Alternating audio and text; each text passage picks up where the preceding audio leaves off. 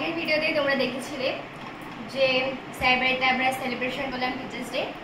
আর আজকে হচ্ছে আমরা স্যার খাওয়াবে লজেতে, তো সেই জন্যই যাচ্ছি, রেডি হচ্ছি।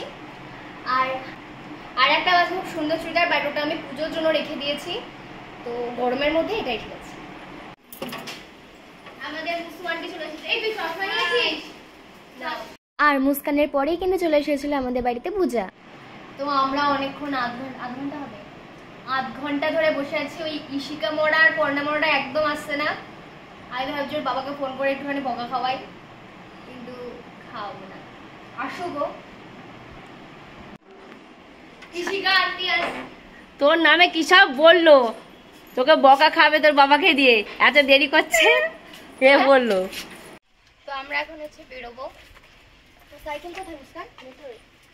অনেকক্ষণ ওয়েট করার পরে অবশেষে আমরা গেছিলাম স্যারের বাড়িতে। আর ওখানে গিয়ে দেখি ছেলেরাও চলে এসেছে। সৌমিলি বেচারা আমাদের জন্য অনেকক্ষণ ওয়েট করেছিল, তাই ওর ভীষণ রাগ হয়ে গেছিল যে আমরা এত দেরি করে আসছিলাম কেন। স্যারের বাড়ির সামনে তো সাইকেলের দোকান বসে পড়েছিল। আমি তো ভাবছিলাম যে আমার যেই সাইকেলটা পছন্দ হবে আমি সেটা বাড়ি নিয়ে চলে যাব। পরে আমরা চলে গেছিলাম লজে, এবং লজটা কিন্তু স্যারের বাড়ি থেকে ভীষণই কাছে ছিল। প্রথমেই আমরা লজের ভেতরে ঢুকিনি, আমরা সিঁড়ি দিয়ে উঠে একটু দেখছিলাম আশেপাশের চারিদিকে পরিবেশ। তারপরে তো লজের ভেতরে ঢুকে দেখি এত ভিড়, মানে স্যারের এত স্টুডেন্টস। আর এই দেখো স্যারের ছেলে কি কিউট। হাই হাই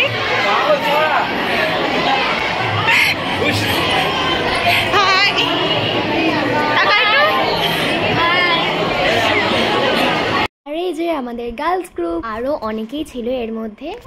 এর মানে বেশিরভাগই খেতে বসে পড়েছিল, সেই জন্য সবাইকে নিতে পারিনি। এত ভদ্র আমাদের ছেলে খেতে বসে পড়েছে। আর এই যে গার্লস গ্রুপের মধ্যে এরা তখন ছিল না, কারণ এরা খেতে বসে পড়েছিল। আরো অনেকে ছিল, ভেবো না যে এই কজন, ওরা অন্য জায়গায় খেতে বসেছিল। মাত্র ময়লা ফেলবেন না, বাট সবচেয়ে বড় ময়লা হচ্ছে ওই যে এইটা হচ্ছে স্যারের ওয়াইফ। সেদিনকে স্যারের ওয়াইফকে খুব সুন্দর লাগছিল দেখতে। আমাদের রূপক বললো যে আমাদের জন্য নাকি জায়গা রাখবে, বাট জায়গাটা রাখেনি। না না, ও আবার আমাদের সাথে খাওয়ার সময় বসবে, বেরোতে পারবে না যাবে। আর এইটা হচ্ছে দিদির ফ্রেন্ড সৌমিলি দিদি।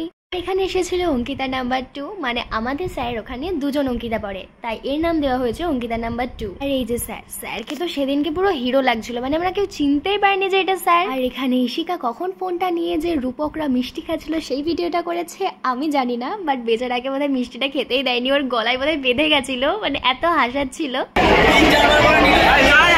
কে তো এত ভিড় ছিল, তার উপরে রূপকরা আমাদের জন্য জায়গা না রেখে নিজেরা খেতে বসে পড়েছিল, তাই আমাদের খেতে বসতে প্রায় 3টে বেজে গেছিল।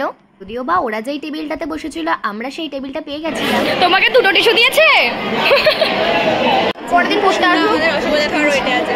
স্যার পুরোপুরি নিরামিষ খাইয়েছেন। তো প্রথমেই দিয়েছিল রাধা পল্লবী আর চানা মশলা। তার পাশে খেতে বসা মানে গলায় খাবার আটকে যাবেই যাবে, ও এত পরিমাণে হাসা করে দিয়ে দিয়েছিল রাইস, আলুর দম, চাটনি, মিষ্টি, পাঁপড়। আমি সেরকম আর ভিডিও করতে পারিনি, কারণ আমি খেতে ব্যস্ত হয়ে গেছিলাম।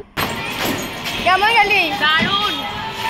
এখানে সবাইকে জিজ্ঞেস করা হচ্ছে যে খাবার কেমন খেলি সবাই। তারপরে স্যারের বাড়িতে বসে আমরা একটুখানি মজা করছিলাম, আর তারপরে বাড়ি চলে গেছিলাম ওই 4টে নাগাদ। তো দেখা হচ্ছে অন্য একটা ব্লগে, এখনকার জন্য বাই বাই।